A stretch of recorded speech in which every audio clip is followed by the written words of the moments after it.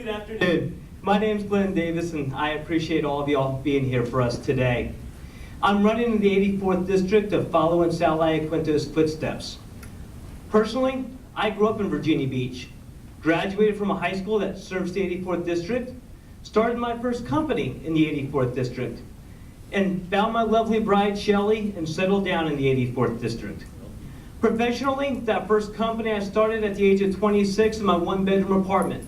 In 2009, we took it nationwide with the acquisition of Geeks on Call, a publicly traded IT company, which gave us operations in all 48 states and access into Canada.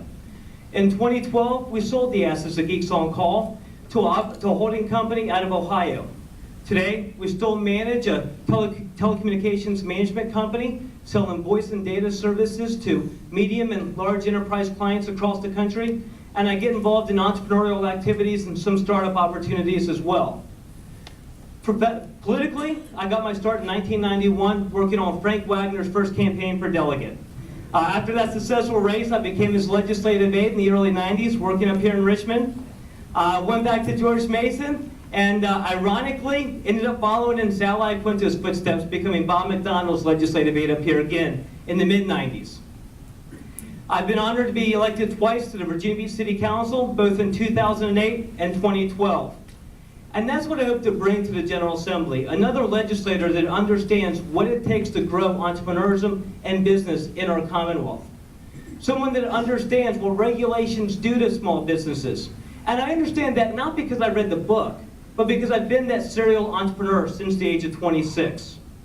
I understand that lowering the corporate income tax doesn't help the entrepreneur or small business person because they're usually an LLC or an S-Corp and they don't get to take advantage of those types of policies. I understand lowering the personal income tax doesn't help the larger corporations because they don't get the benefit from that. But I believe that there's a legislative solution there, and those are the types of policies that I like to focus on in the General Assembly.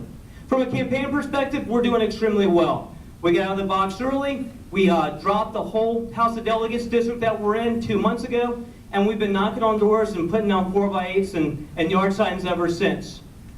We've seen the results of that activity recently in a poll last week that came out. With the informed vote, we're up 30%. We know what it takes to be successful. There's 3 T's. It takes the talent, the treasure, and it takes the time. Well, we've got the volunteers donating a lot of time to our campaign. And we've got a very talented staff. Where we're short is that treasure piece. You're going to see when we file our campaign finance reforms this week that we've raised over $100,000 for our campaign already this cycle, but it's not where we need to be. For those of you that have donated to our campaign already, thank you so much for your generosity. We really appreciate it. And for those of you that are still looking to where you want to get involved, I'd offer you a chance to look at our campaign and invest in it. We'd love to have you aboard. We'd love to have you as part of our team. And thank you again for being here today.